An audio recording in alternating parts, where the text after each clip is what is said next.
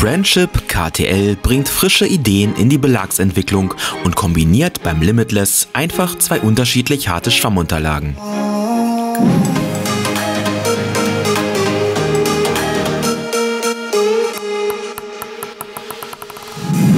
Das Besondere am Limitless dürfte also ganz klar der Schwamm sein, der aus zwei unterschiedlich harten Schichten besteht und dementsprechend das Siegel Dual Energy aufgedruckt bekommen hat. Die beiden Teilschwämme fallen in Bezug auf ihre Dicke nicht hundertprozentig gleich aus. Natürlich gibt es den Belag in unterschiedlichen Versionen, bei denen jeweils einmal der harte und einmal der weiche Schwammteil innen ist. Beim Obergummi setzt Friendship KTL auf hohe Klebrigkeit und hohe Elastizität. In der Kombination bringt der ungeschnittene, in China produzierte Belag etwa 72 Gramm auf die Waage. Preislich werden regulär knapp 33 € fällig. Im Dots-Test präsentiert sich der Limitless dementsprechend sehr China-like, relativ undynamisch und durch die hohe Klebrigkeit auch erstmal sehr langsam bzw. dämpfend, aber eben auch enorm spinfreudig.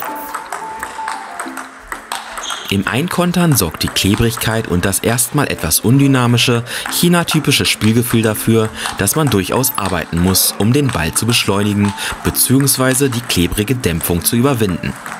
Generell ist die Ballführung aber sehr präzise und durch den zunächst erstmal fehlenden Katapulteffekt liegt die Kontrolle auf einem hohen Niveau. Die Geschwindigkeitsentwicklung ist sehr linear.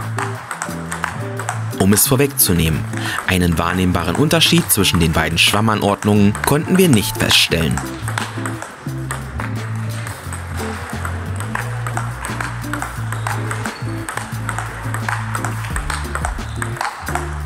Auch im tischnahen Blockspiel profitiert der Limitless von seiner grundsoliden Kontrolle, wobei die Schnittempfindlichkeit des Obergummis generell bei aktiven Schlagbewegungen gut in Schach gehalten werden kann. So eignet sich der Belag durchaus solide zum aktiven Konter- bzw. Schussspiel. Bei härterer Gangart knallt das Teil ganz schön, wobei das erreichte Tempo gar nicht so enorm ist, was beim Gegner durchaus Verwirrung stiften sollte. Dennoch solltet ihr beachten, dass der Limitless im frontalen Spiel eine flotte Unterarm- bzw. Handgelenksbewegung nach vorne braucht, um aktiviert zu werden. An den Schupf überm Tisch muss man sich aufgrund der Klebrigkeit auch erstmal gewöhnen, da bei langsamen Bällen die lange Ballkontaktzeit wirklich extrem hoch ist. Hier gilt es also, die nötige Portion Kraft zu finden, damit der Ball die Klebewirkung überwindet, gleichzeitig aber nicht allzu hoch bzw. zu lang gerät. Eine Macht ist der Limitless wie erwartet im spinbetonten Spiel. Und zwar unabhängig davon, ob er für die weiche Eröffnung oder für mit langem und schnellem Armzug gezogene Topspins genutzt wird. Man spürt, wie lange der Ball an der Oberfläche des Belags haftet und man ihn dadurch sehr lange führen kann. Dies sorgt für einen hohen Präzisionswert. Allerdings muss man sich an diese Spieleigenschaft sicherlich zunächst gewöhnen. Nicht zuletzt muss man mit dem Limitless eben arbeiten, um ein druckvolles Spiel aufzuziehen. Im reinen Hinhalten ist das Gummi einfach zu undynamisch und zu langsam.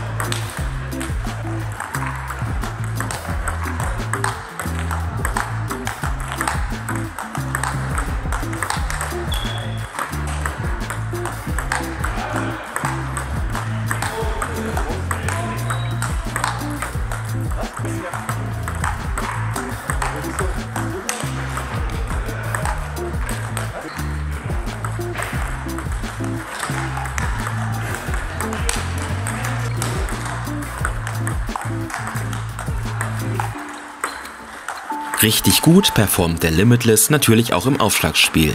bei dem er erneut durch sein hohes Spin-Niveau punkten kann.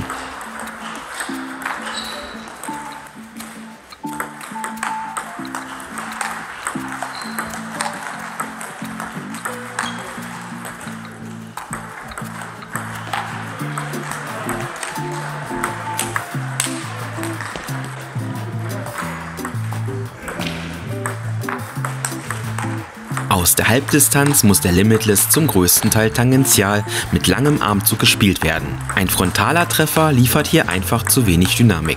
Mit entsprechender Technik kommen aber wirklich enorm giftige, flache Flugkurven heraus, die vom Gegenüber nur schwer zu blocken sind.